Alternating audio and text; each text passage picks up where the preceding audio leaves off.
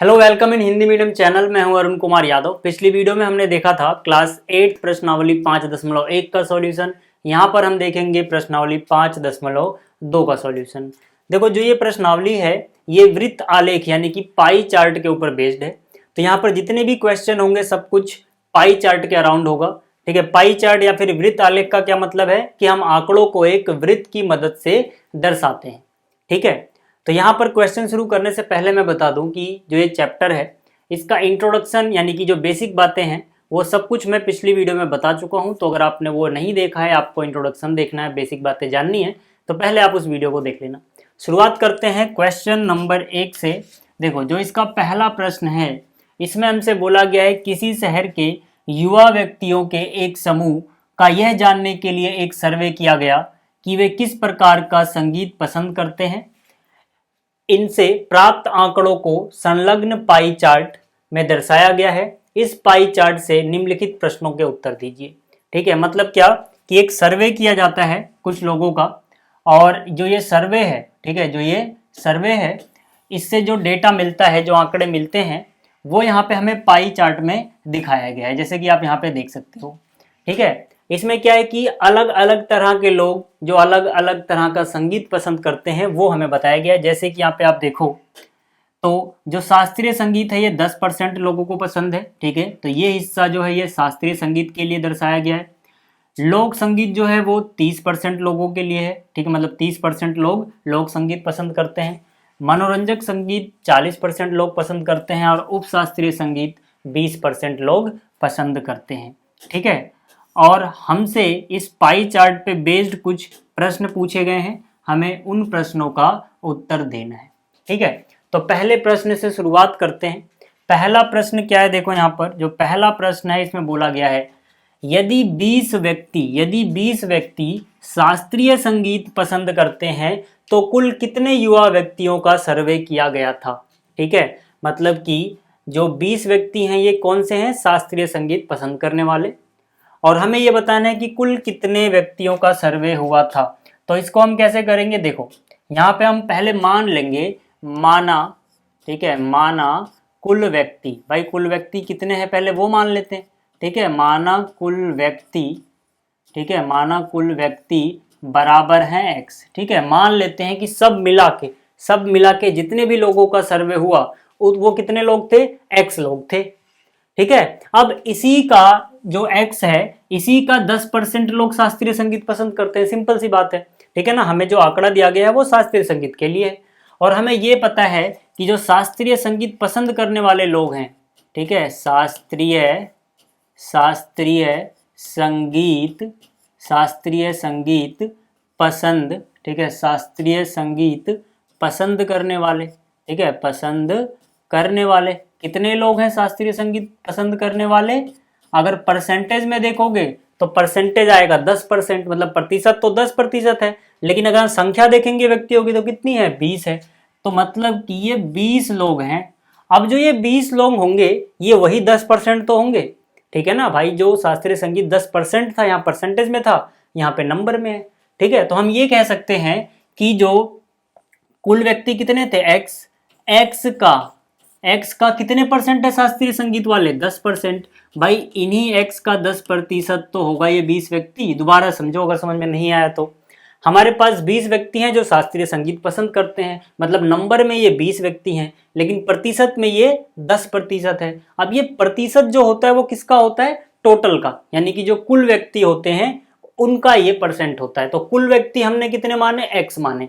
ठीक है, अब जो ये एक्स है यानी कि ये कुल व्यक्ति हैं, इन्हीं कुल व्यक्तियों का 10% वो हैं जो शास्त्रीय संगीत पसंद करते हैं, और शास्त्रीय संगीत पसंद करने वाले 20 लोग हैं। तो मतलब कुल का यानी कि x का 10% कितना दिया गया है, 20 दिया गया है।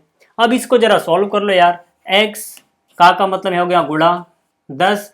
परसेंटेज का जब निशान हटाते हैं, जब प्रतिशत का निशान हटाते हैं तो 100 से भाग देना होता है। ठीक है, तो ये 100 से भाग हो जाएगा, बराबर कितना आएगा, 20 आएगा। एक जीरो से एक जीरो कट गया, तो x गुणा में यहाँ पे क्या बचा, 1, x गुणा 1 x ही हो जाएगा, किसी को भी 1 से गुणा करोगे वही रहता है, बराबर 20 अपनी जगह रहेगा। जो यहाँ डिवाइड में 10 बचा है, क्योंकि 1 जीरो तो कट चुका है, जो डिवाइड में 10 बचा है वो उधर गुणा में जाएगा। है ना। पिछले चैप्टर में मैंने आपको बताया था जो भाग में होता है वो गुणा में जाता है भाई। तो x का मान कितना आ जाएगा 20 गुणा 10 यानी कि 200। तो यहाँ पे आप बोल सकते हो कि यदि 20 व्यक्ति शास्त्रीय संगीत पसंद करते हैं तो कुल 200 व्यक्तियों का सर्वे किया गया था। ठीक है, तो ये आपको समझ में आ गया पहला पार्ट। अब देखो दूसरे पार्ट में क्या बोला गया हमसे। दूसरे पार्ट में बोला गया है किस प्रकार का संगीत सबसे अधिक व्यक्तियों द्वारा पसंद किया जाता है। तो यहाँ पर देखो सबसे बड़ा एरिया कौन सा दिख रहा है या फिर सबसे ज्यादा परसेंटेज में कौन है, मनोरंजक वाले 40% है, बाकी तो उससे कम है। तो यहाँ पर सबसे अधिक प्रकार का जो संगीत है जो पसंद किया जाता है वो क्या है, मनोरंजक संगीत। तो यहाँ पे आप लिख दोगे मनोरंजक। ठीक है, मनोरंजक संगीत। तो ये भी आपको समझ में आ गया होगा भाई। अब देखो तो यहाँ पर ये पहला और दूसरा हो गया। अब बात करते हैं तीसरे की। तीसरे के लिए जगह नहीं है तो पहले मैं इसको मिटा देता हूँ सारा। ठीक है, अब देखो तीसरे के लिए इसका कोई काम नहीं है। ठीक है, तो यहाँ पर इसको भी हटा दे रहा हूँ मैं, इसको डिलीट कर देते हैं, ये भी हटा देता हूँ मैं, इसको भी डिलीट कर देते हैं। देखो तीसरा यहाँ है हमारे पास। तीसरे में क्या बोला गया है, तीसरे में बोला गया है यदि कोई कैसेट कंपनी 1000 सीडीज बनाती है या बनाए तो वह प्रत्येक प्रकार की कितनी कितनी सीडी बनाएगी। ठीक है, प्रत्येक प्रकार की कितनी कितनी सीडी बनाएगी ये हमें निकालना है। अगर वो कुल कितनी सीडी बनाए 1000। भाई देखो अगर कुल सीडी 1000 होंगी तो शास्त्रीय संगीत की कितनी होंगी 1000 का 10%, क्योंकि ये परसेंटेज कुल का निकलता है।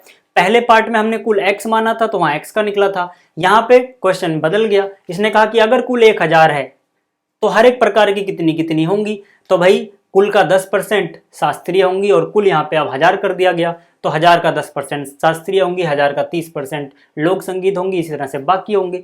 सबसे पहले कौन सा निकालें ताकि बाकियों में हेल्प मिल जाए, शास्त्रीय संगीत। क्यों निकालें, क्योंकि 10% अगर आपको पता लग गया कितना होता है तो 20% उसका डबल कर दो यार, 30% उसका 3 गुना होगा, 40% उसका 4 गुना होगा, क्योंकि 10% के पहाड़े में तो सभी आएंगे ये 10, 20, 30, 40। ठीक है, तो सबसे पहले शास्त्रीय को निकालने में फायदा है।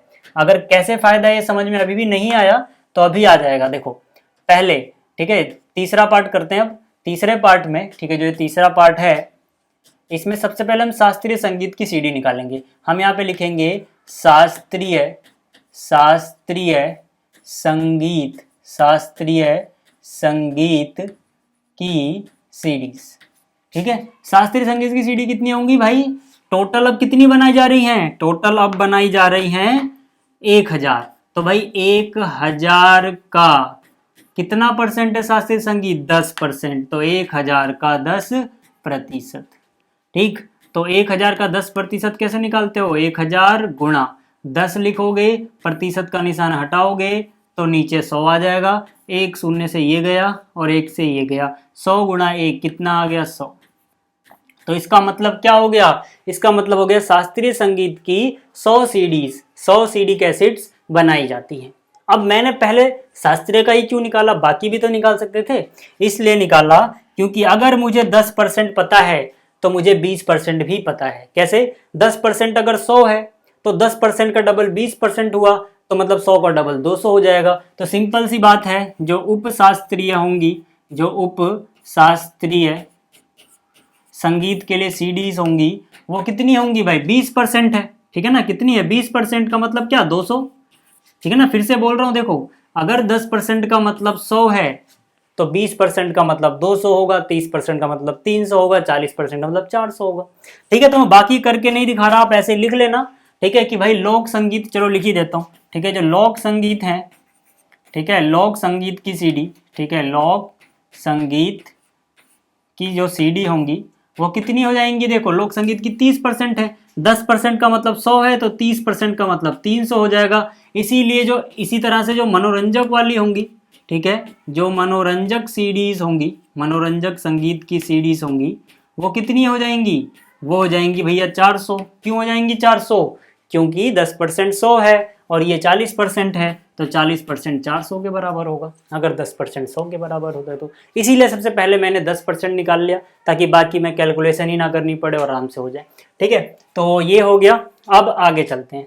अब देखो जो दूसरा प्रश्न है, ठीक है, यहाँ पर इसमें क्या बोला गया इसकी बात करते हैं। दूसरे प्रश्न में बोला गया है 360 व्यक्तियों के एक समूह से तीन ऋतुओं वर्षा, सर्दी और गर्मी में से अपनी मनपसंद ऋतु के लिए मतदान करने को कहा गया।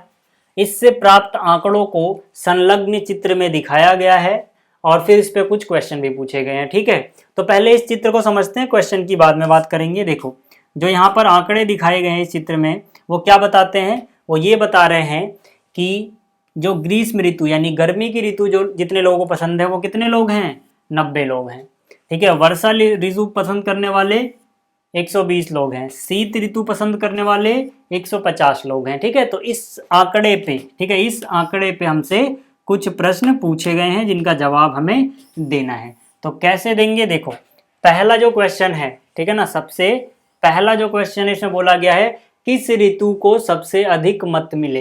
तो यहीं से आप देख सकते हो यार, शीत ऋतु में 150 मत हैं, बाकियों में कम है, तो सबसे अधिक किसको मिल रहे हैं? शीत ऋतु को।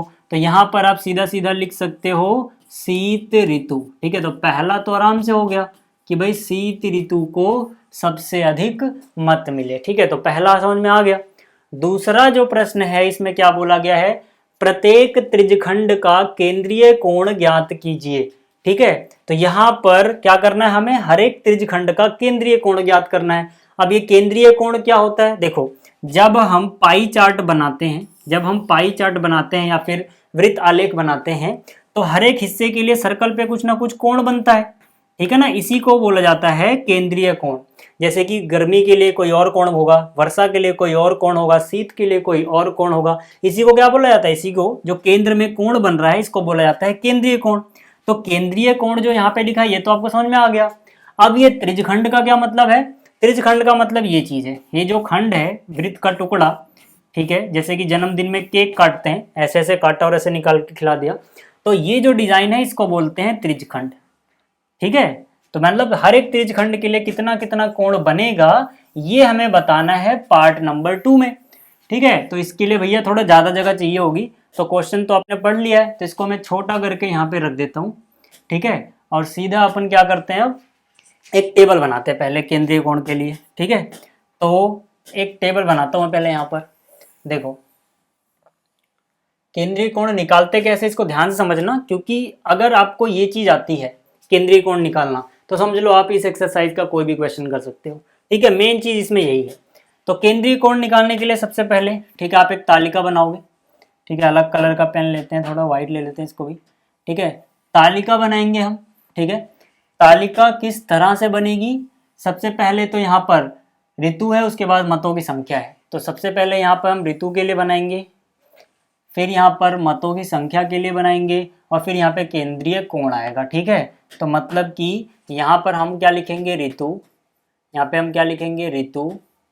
उसके बाद यहाँ पर हम क्या लिखेंगे? मतों की संख्या या फिर मत कितने हैं, और उसके बाद यहाँ क्या लिखेंगे? केंद्रीय कोण कितना कितना आएगा अलग अलग चीज़ों के लिए। ठीक है ना, यहाँ पे क्या लिख देंगे? केंद्रीय कोण। ठीक है, देखो हमारे पास 3 ऋतुएं हैं, तो हम क्या करेंगे? इसको पहले 3 भाग में विभाजित कर लेंगे। ठीक है, ये पहला, और ये ऊपर वाला दूसरा, और नीचे वाला तीसरा। ठीक है, और एक यहाँ पर आएगा कुल। ठीक है, यानी कि टोटल कितना है।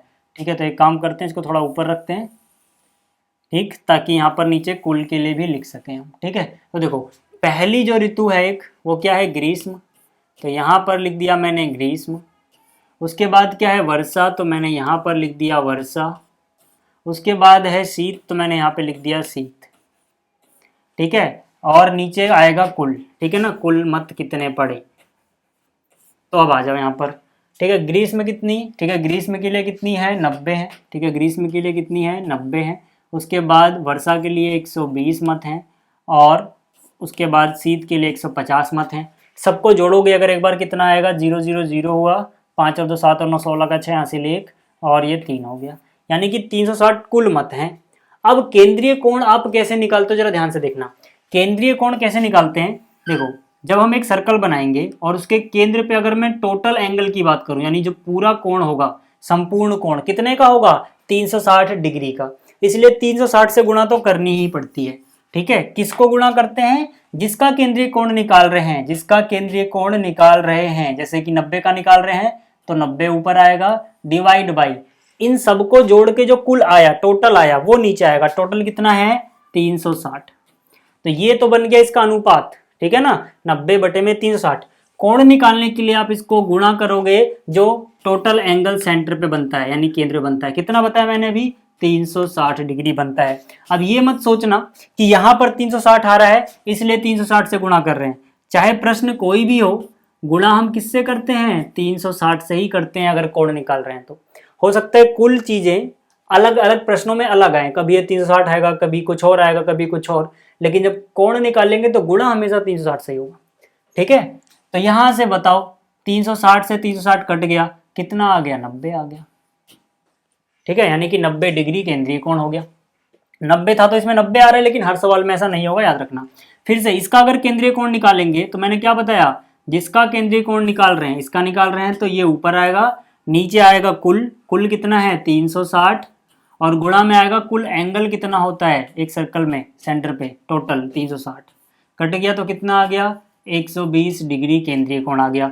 इसी तरह से 150 का निकालेंगे तो 150 ऊपर आएगा, नीचे टोटल कुल कितना था 360, और गुणा भी किससे करेंगे 360 से, ये कट गया तो कितना आया 150।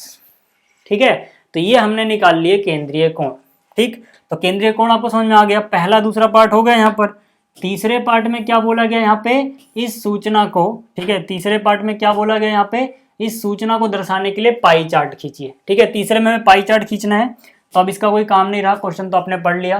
ठीक है, इसका भी कोई काम नहीं रहा, इसको भी हटा देते हैं। अब पाई चार्ट कैसे बनाएंगे, ये देखो, पाई चार्ट के लिए हमें थोड़ी ज़्यादा जगह चाहिए होगी, तो इसको मैं थोड़ा छोटा कर रहा हूँ, ठीक है, और साइड में रख दे रहा हूँ।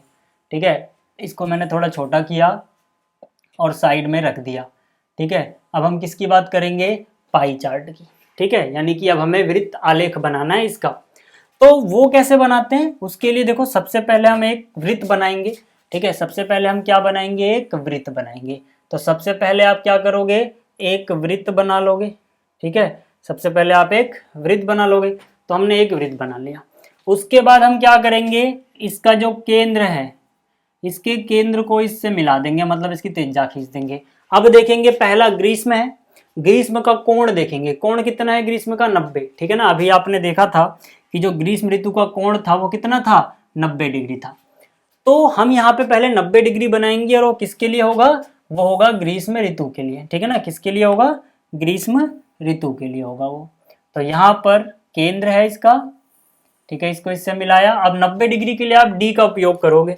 ठीक है, तो मेरे पास यहाँ पे डी नहीं है, तो मैं इसमें से ले लेता हूँ। ठीक है, आपके पास होगा, तो डी को यहाँ पे रखो, ठीक, इसके सीध में जो भी है। ठीक है, यहाँ पर डी को रखोगे एकदम सीध में। ठीक है, इस लाइन जो आपने बनाई इस पे, और यहाँ पर क्या है, पहला 90 डिग्री है तो 90 पे आ जाओ। कोण कितने डिग्री का बनना चाहिए आपका, 90 डिग्री का। ठीक है, तो ये हो गया 90 डिग्री। ठीक है, मैं निशान लगा लेता हूँ एक बार पहले यहाँ पर।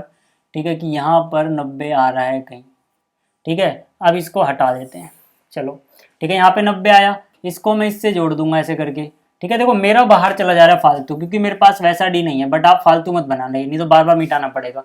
ठीक है, मेरी तो मजबूरी है क्योंकि मुझे इसका यूज करना है, थोड़ी बड़ा है, इससे छोटा इसका साइज नहीं होता है। ठीक, तो पहला जो आया, ठीक है, जो पहला आया, ठीक है, ये, इसको अगर मैं यहाँ पर शेड करूँ, ठीक है, किसी भी पेंसिल या पेन से आप ऐसे करके शेड कर सकते हो। ठीक है, तो इसका जो कोण आया वो कितना आया, 90 डिग्री। ठीक है ना, 90 डिग्री आया है कोण, किसके लिए है ये, ग्रीष्म के लिए। तो यहाँ पे आप लिखोगे ग्रीष्म। ठीक है, आप इसको याद रखना। तो ग्रीष्म के लिए आ गया 90, वर्षा के लिए कितना है 120। यहाँ पर देखो वर्षा के लिए कितना है 120। तो हम क्या करेंगे, हम इसको यहाँ पर रखेंगे और 120 बनाएंगे। ठीक है, देखो यहाँ से हमने शुरू किया था, यहाँ पे पहुंच चुके हैं, अब यहाँ पे रखना है इसको। ठीक है, यहाँ पर रखना है इसको। ठीक है, बिल्कुल इसके सीध में, और कितने का बनाना है 120 का। ठीक है, तो ये देखो अब जीरो यहाँ से चालू होगा, ये 0, 10, 20, 30, 120 कहाँ पे, ये रहा। ठीक है, तो 120 यहाँ पर आ गया। ठीक है, ये 120 आ गया, मतलब यहाँ से गिनना है, पहले हमने यहाँ से गिना था 90, अब यहाँ से गिनना है 0 से, कितना आया 120। निशान लगा देता हूँ मैं यहाँ पर। ठीक है, निशान लगा देता हूँ मैं यहाँ पर। चलो अब इसको हटा देते हैं। ठीक है, अब इसको मैंने हटा दिया। अब देखो इसको मैं किससे ज्वाइन कर दूंगा, सेंटर से। ठीक है ना, आप बिल्कुल स्केल से करना। अब मेरे पास अभी यहाँ कुछ नहीं है तो मैं ऐसे कर रहा हूँ। ये कोण कितना बना देखो। ठीक है, ये कोण कितना बना है, ये कोण बन गया है 120। ये बन गया 120। ठीक है, इसको भी आप सेट कर सकते हो अलग डिजाइन से थोड़ा, ताकि ये अलग नजर आए। तो ये किसके लिए है, ये वर्षा के लिए है। ठीक है, तो यहाँ पर ये हो गया वर्षा। ठीक है, अब देखो जो बाकी बचा वो अपने आप ही कितना बचा होगा, जो तीसरा है। अगर तीन ही चीजें हैं तो एक कोण इसके लिए आ गया, एक इसके, अगला 150 है तो ये 150 ही बचा होगा, टेंशन लेने वाली कोई बात नहीं है। ठीक है, तो जो ये वाला डिजाइन है नीचे वाला जो बचा, ये किसके लिए था, ये था शीत के लिए। तो यहाँ पे आप लिख दोगे शीत।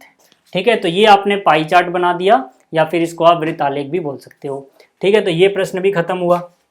अगले पे आते हैं। अब देखो जो प्रश्न संख्या 3 है, इसमें हमसे बोला गया है निम्नलिखित सूचना को दर्शाने वाला एक पाई चार्ट खींचिए। यह सारणी व्यक्तियों के एक समूह द्वारा पसंद किए जाने वाले रंगों को दर्शाती है। तो टोटल व्यक्तियों का जो समूह उसमें 36 व्यक्ति हैं। ठीक है ना, योग हमें पहले से दिया गया है। और 36 में से 18 यानी कि आधे लोगों को नीला पसंद है, 9 लोगों को हरा पसंद है, 6 लोगों को लाल पसंद है और 3 लोगों को पीला पसंद है। ठीक है, तो पाई चार्ट बनाना है। साथ में ही बोला गया प्रत्येक त्रिज्यखंड का अनुपातिक भाग ज्ञात कीजिए। अनुपातिक भाग क्या होता है अभी बताता हूँ। ठीक है, फिलहाल सबसे पहले हम क्या करेंगे, एक टेबल बनाएंगे भाई, यानी कि एक सारणी बनाएंगे। ठीक है, तो अभी देखो इसमें हमें किससे काम रहेगा, अभी उसी को काट लेता हूँ मैं, बहुत सारी जगह घेर रहा है बेकार में। ठीक है, अभी हमें हमारा काम इस जो यहाँ पर टेबल दी गई है, ठीक है, यानी जो सारणी दी गई इससे चल जाएगा। ठीक है, तो मैंने इसको काट लिया, बाकी डिलीट कर दिया। देखो सबसे पहले हम क्या करेंगे, जैसे पिछले क्वेश्चन में बनाया था, एक टेबल बना लेंगे। ठीक है, तो यहाँ पे एक सारणी यानी कि टेबल बनाओगे। अब देखो इसमें हम इस सारणी में क्या करने वाले हैं, सबसे पहले हमें क्या क्या करना है, देखो रंग और व्यक्तियों की संख्या है। ठीक, थोड़ा और लंबा बनाते हैं इसको, ताकि क्योंकि इसमें अनुपातिक भाग भी अलग से दिखाना है, तो थोड़ा और लंबा बना दिया मैंने इसको। ठीक है, अब देखो यहाँ पर सबसे पहली बात हमें यहाँ पर क्या लिखने पड़ेंगे, रंग लिखने पड़ेंगे कि रंग कौन कौन से आ रहे हैं। ठीक है, तो ये रंग के लिए हो गया। उसके बाद व्यक्तियों की संख्या, उसके बाद जो अनुपात आएगा, क्योंकि अनुपातिक भाग भी बताना है, और यहाँ पे केंद्रीय कोण भी बता देंगे हम। ठीक है, सब कुछ इसमें अब हो जाएगा। तो यहाँ पे आओ, सबसे पहली चीज़ क्या है, रंग कौन कौन से हैं। तो मैंने यहाँ पे लिखा रंग। उसके बाद क्या है, व्यक्ति कितने कितने हैं। ठीक है, व्यक्तियों की संख्या को मैं सिर्फ व्यक्ति लिख रहा हूँ, जगह कम है। ठीक है, उसके बाद हमें क्या लिखना था, अनुपातिक भाग बताना था, तो अनुपात लिख दिया मैंने। ठीक है ना, या फिर अनुपातिक भाग लिख लेना आप। और यहाँ पर केंद्रीय कोण, ठीक है ना, केंद्रीय, क्योंकि केंद्रीय कोण के बिना हम पाई चार्ट नहीं बना पाएंगे, तो केंद्रीय कोण तो निकालना जरूरी ही है। ठीक है भाई, तो अब यहाँ पे आ जाओ, कितने रंग हैं, एक है नीला, तो ये नीले के लिए हो गया। उसके बाद है हरा, तो ये हरे के लिए हो गया। उसके बाद है लाल पीला, ठीक है, तो ये लाल के लिए, और ये पीले के लिए, और नीचे वाला टोटल योग के लिए। ठीक है, तो यहाँ पर क्या हो गया, नीला, ये हो गया नीला। उसके नीचे क्या है, हरा। उसके बाद क्या है, लाल। उसके बाद क्या है, पीला। और उसके बाद है कुल योग। ठीक है ना, कुल योग कितना है, अब यहाँ पे आ जाओ, कितना है, 18 9। ठीक है, व्यक्ति कितने हैं, 18 9 6 3। कुल जब जोड़ा, टोटल जब ऐड किया सबको, तो कितने व्यक्ति आ गए, 36 व्यक्ति आ गए। अनुपात का मतलब क्या था, जो पिछले प्रश्न में, ठीक है, जो पिछले प्रश्न में हमने 360 से गुणा करा था, 360 हटा दूं अगर मैं, तो ये जो आ रहा था इसी को अनुपात बोल रहे हैं।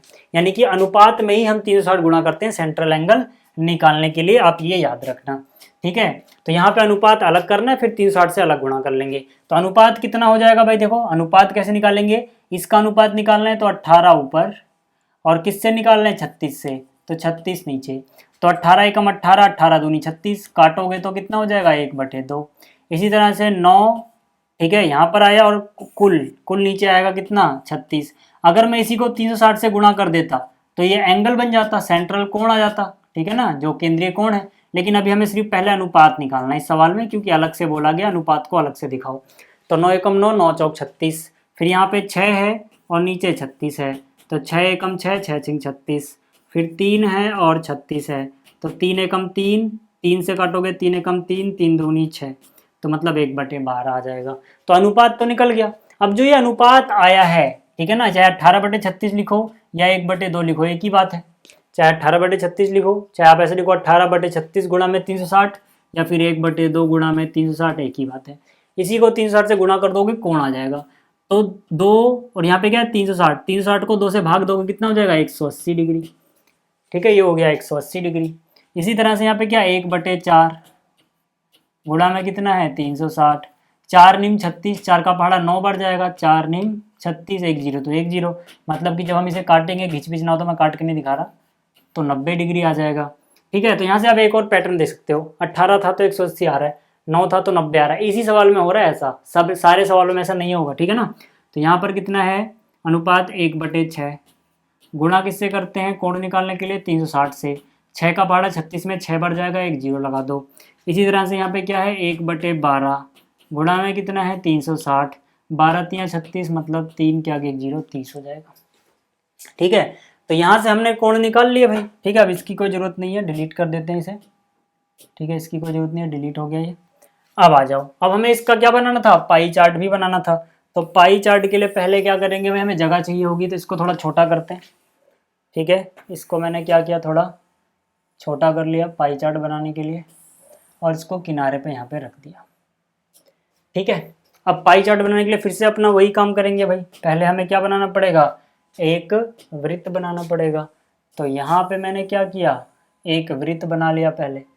ठीक है, अब वृत्त बनाने के बाद सबसे पहले हम क्या ढूंढते हैं, केंद्र कहाँ पे है, केंद्र को किससे जोड़ते हैं, यहाँ पर एक रेडियस बन गई। अब पहला कोण पहले बनाओगे, पहला कोण कितना है 180, 180 में तो आपको पता है यार बिल्कुल सीधा कोण होगा 180।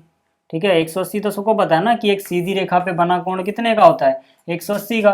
तो 180 बनाने के लिए तो डी की जरूरत नहीं है, सीधा सीधा कितना आ गया 180 डिग्री। तो 180 किसके लिए था, नीले के लिए, तो यहाँ पे आप क्या लिख दोगे, नीला। ठीक है, तो नीले के लिए 180 आ गया, इसको थोड़ा शेड कर दो। ठीक है, अब देखो यहाँ से हमने शुरुआत करी थी, हम यहाँ पे पहुंच चुके हैं, मतलब डी अब इधर रखेंगे। ठीक है, याद रखना हमने पहुंचे कहाँ पे हैं, तो वहाँ पे डी रखो। ठीक है, हालांकि रख किसी भी तरफ सकते हो, बट एक तरफ से चलो तो ज़्यादा अच्छा रहता है। हरा, हरा क्या है 90 डिग्री, तो मतलब अब डी की जरूरत पड़ेगी भाई 90 बनाना है। ठीक है, तो यहाँ से हमें क्या बनाना है 90, तो ज़रूरत पड़ने वाली है डी की, तो यहाँ से डी लिया, आ जाओ यहाँ पर। ठीक है, अब क्योंकि हमें इसको इधर से रखना होगा। ठीक है, और इसके ऊपर रख दोगे यहाँ पर बिल्कुल एकदम सीध में। ठीक, तो इस लाइन पर रखा मैंने। अब कितना बनाना है 90, यानी कि यहाँ से ठीक है कितने पे आ गया मैं 90 पे। ठीक है, ये 90 दिख रहा होगा, उल्टा हो गया कोई दिक्कत नहीं। ठीक है, तो यहाँ पे एक बार मैं निशान लगा लूँ कि 90 इस सीध में आ रहा है। ठीक, तो इसको हटा दिया मैंने। ठीक, तो ये आ गया 90। ठीक है, जो फालतू चीज़ है उसको मैंने मिटा दिया। आप डी से बनाना जल्दी हो जाएगा। ठीक है, तो यहाँ पर ये जो डिज़ाइन है, ठीक है, नीचे वाला जो एरिया है इसको मैं अलग डिज़ाइन दूंगा ताकि ये अलग दिखे। आप चाहो तो अलग अलग रंगों का प्रयोग कर सकते हो, कहीं पे पेन कहीं पे पेंसिल का प्रयोग कर सकते हो। ठीक है, ये कोण कितना है 90 डिग्री। ठीक है, आप यहाँ पे लिख देना कि ये कोण कितना है 90 डिग्री। ठीक, किसके लिए है ये, ठीक है, वो नीला था। ठीक है, और ये किसके लिए, हरे के लिए, तो यहाँ पे आप लिखोगे हरा। इतना समझ में आ गया। फिर लाल कितना है 60 डिग्री। देखो अब हम यहाँ पे आ चुके हैं। ठीक है ना, अब हम कहाँ पे आ चुके हैं, यहाँ पे आ चुके हैं, तो यहाँ पर डी रखेंगे ऐसे।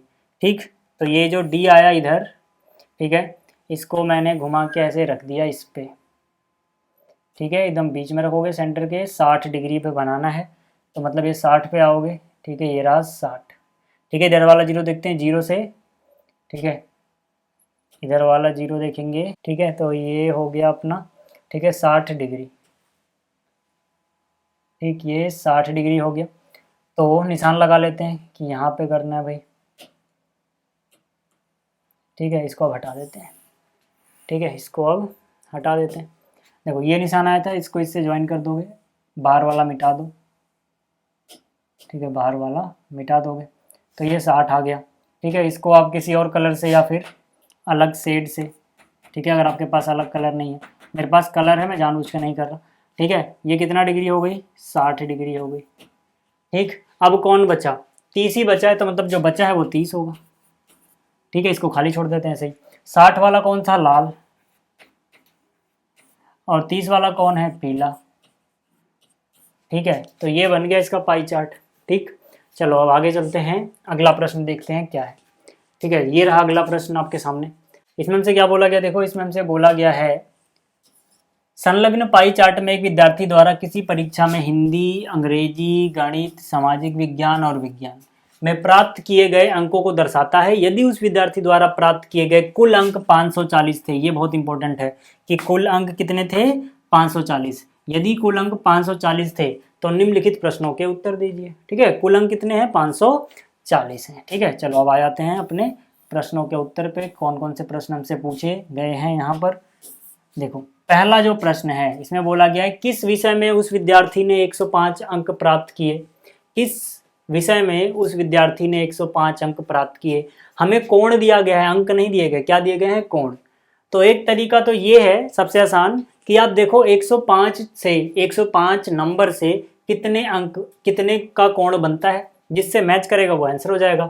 तो यहाँ पर देखो, ठीक है, तो हम बोलेंगे 105 के लिए कोण, 105 अंक के लिए कोण। ठीक है, 105 अंक के लिए कोण। कोण कैसे निकालते थे, अभी मैंने आपको बताया था। जिसका निकाल रहे हैं कोण वो ऊपर, 105 का निकाल रहे तो 105 ऊपर, नीचे क्या आता था, कुल आता था, और कुल अंक, ठीक है, कुल अंक यहाँ पे हमें बताए गए हैं 540 है। ठीक है, तो इसका मतलब क्या, कुल अंक हो गए 540। और कोण निकालने के लिए हमेशा गुणा किससे होती थी, 360 से। जब भी आप कोण निकालोगे तो गुणा किससे करोगे, 360 डिग्री से। ठीक है, ठीक है, अब इसको सॉल्व करना आसान है। 1 0 से 1 0 गया, 18 से काटोगे 18 दूनी 36, 18 तियाँ 54। ठीक है, 3 से काटोगे 3 एकम 3, 3 तियाँ 9, 10 में से 9 कट गया, 1 बचा होगा। 10 में से 9 गया तो 1 बचा होगा, 1 के आगे 5 यानी 15, तो 3 पंजे 15। कितना बचा, 35 यहाँ बचा हुआ है, गुणा में 2, तो 35 गुणा 2 कितना होता है, 70 होता है, यानी 70 डिग्री। अब आप देखो कि आपके प्रश्न में 70 डिग्री किसके लिए बन रहा है, तो 70 डिग्री ये रहा, हिंदी के लिए बन रहा है। तो हम बोलेंगे कि जो पहले पार्ट का आंसर होगा उसमें उस विद्यार्थी ने हिंदी में 105 अंक प्राप्त किए हैं। ठीक है ना, हम बोलेंगे हिंदी में विद्यार्थी ने कितने प्राप्त किए हैं, 105 अंक प्राप्त किए हैं। ठीक है, तो आप ये लिख लेना। ठीक है ना, क्योंकि हमने पहले कोण निकाल लिया 105 का, हिंदी में उसके 105 आए थे। कोण देखा तो किससे मैच कर रहा है, 70 से। यहाँ पे 70 आया, 70 किसके लिए, हिंदी के लिए, तो हिंदी में उसने 105 निकाले होंगे। ठीक है, तो ये आपको समझ में आ गया पहला पार्ट। अब बात करते हैं दूसरे पार्ट की। ठीक है, तो अब देखो जो दूसरा प्रश्न है इसमें क्या बोला गया है, उस विद्यार्थी ने गणित में हिंदी से कितने अधिक अंक प्राप्त किए। ठीक है, तो सबसे पहले हम क्या करेंगे, हम ये देखेंगे गणित में लाया कितने हैं वो। ठीक है, फिर देखेंगे वो हिंदी से कितने कम या कितने ज़्यादा हैं। ठीक है, तो पहले हम निकालेंगे गणित। ठीक है, गणित के अंक। ठीक है, गणित के अंक या फिर गणित में प्राप्त अंक।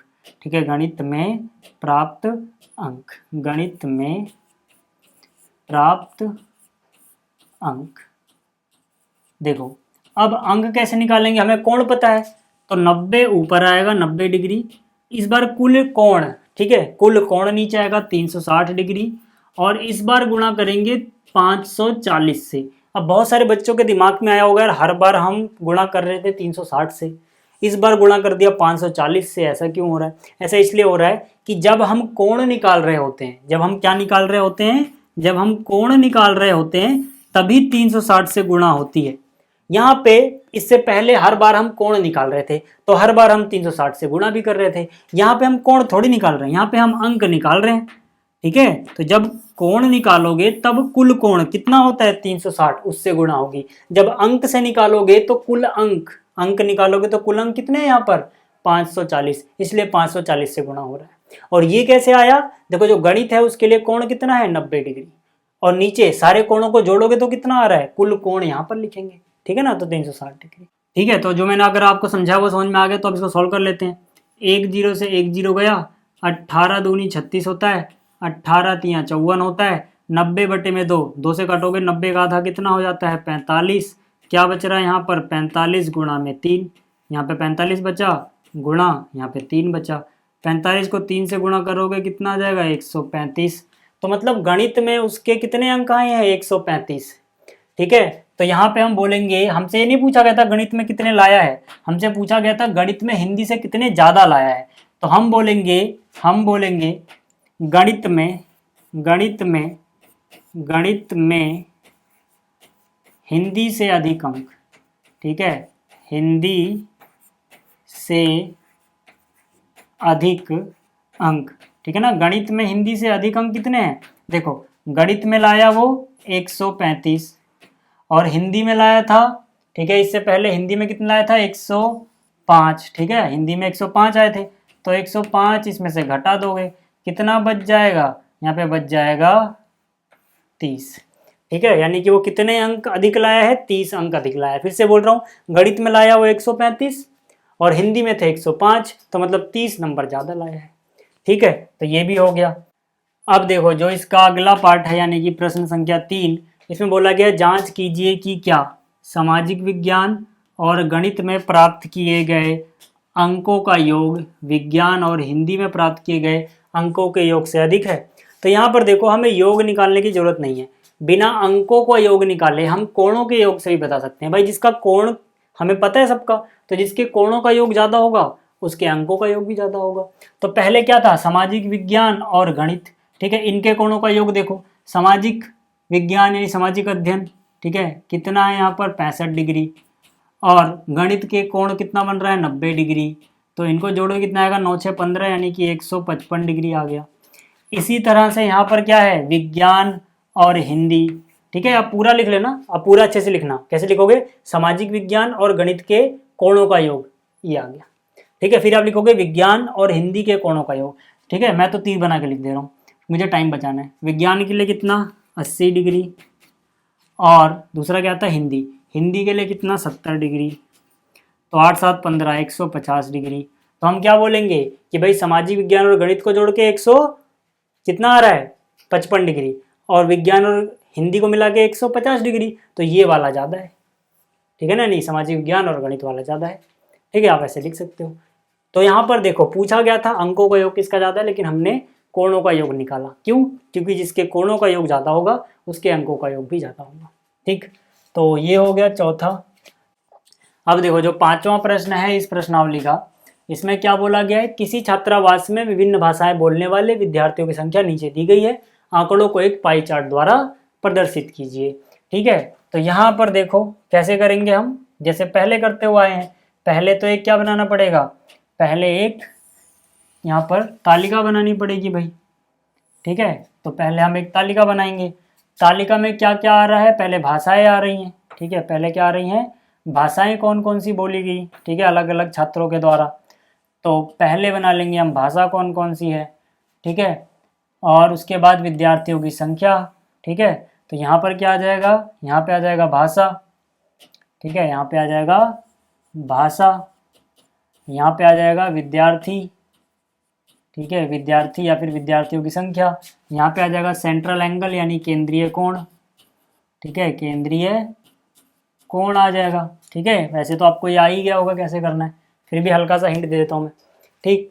तो भाषा कौन कौन सी है, हिंदी, ठीक है, उसके बाद कौन कौन सी है, अंग्रेजी, ठीक है, हिंदी के बाद अंग्रेजी है, उसके बाद क्या है, मराठी, ठीक है, उसके बाद क्या है, तमिल, उसके बाद क्या है, उसके बाद है बंगाली, उसके बाद योग दे दिया सबका, उसके बाद यहाँ पे सबका क्या दे दिया, योग दे दिया, और योग हमें पता है कितना है 72 है, कितने कितने हिंदी वाले 40, बाकी फिर अंग्रेजी के 12, फिर 9, फिर 7 और फिर 4, ठीक है। तो केंद्रीय कोण तो आराम से निकाल सकते हो भाई, ठीक है, जो केंद्रीय कोण है वो आप आराम से निकाल सकते हो, मैं रफ में निकाल रहा हूँ, ठीक है, क्योंकि यहाँ घिस भी जाएगी, ठीक है। इसके लिए देखो 40 है, नीचे टोटल कितना है 72, और इस बार हम कोण निकाल रहे हैं तो टोटल कोण कितना होता है 360, ठीक है। तो यहाँ से 36 का पाड़ा आपको आता है, 36 दूनी 72, 36 एकम 36, ठीक है, 10 बचा, 2 से काटेंगे तो कितना हो जाएगा 5, तो सिंपल सी बात है 72 से जब इसको काटेंगे तो 5 आएगा, तो 40 पंजे कितना हो जाएगा 200, ठीक है ना, 5 चौक 20 1 0 200 आ गया। इसी तरह से अगला वाला क्या है 12 है, तो इसका कोण क्या होगा, इसका कोण देखो यहाँ पे क्या है 12, तो 12 बटे में कुल आएगा 72 और गुणा में आएगा 360। पिछले क्वेश्चन में हमने इसको इससे पूरा काटा था तो 5 बार कटा था, तो इस बार भी 5 बार ही कटेगा, यानी हर बार 5 5 से कटेगा, यानी इसको 5 बार पहाड़ा पढ़ लो, 12 पंजे 60, ठीक है। जब इसको रखोगे, ठीक है, तब भी ये 5 बार ही जाएगा, ठीक है। यहाँ पर कितना है 9, बटे में कितना आएगा 72 और गुणा में कितना होगा 360, तो इस बार भी काट के कितना आना है, 5 ही आना है। 9 पंजे 45, यानी काट के 5 ही आएगा हर बार। तो 5 से गुणा कर दो यार, 7 पंजे 35, 4 पंजे 20। ठीक है, तो यहाँ से सारे कोण तुम्हें पता लग गया। अब इसका आप तुम पाई चार्ट बना लेना खुद से। ठीक है, इतने सारे मैंने सिखा दिया, अब तो आ ही गया होगा। ठीक है, तो इसका पाई चार्ट बना लेना। तो इस वीडियो में इतना ही, ये एक्सरसाइज खत्म होती है यहाँ पे। जल्दी मिलेंगे अगली वीडियो में। Thanks for watching.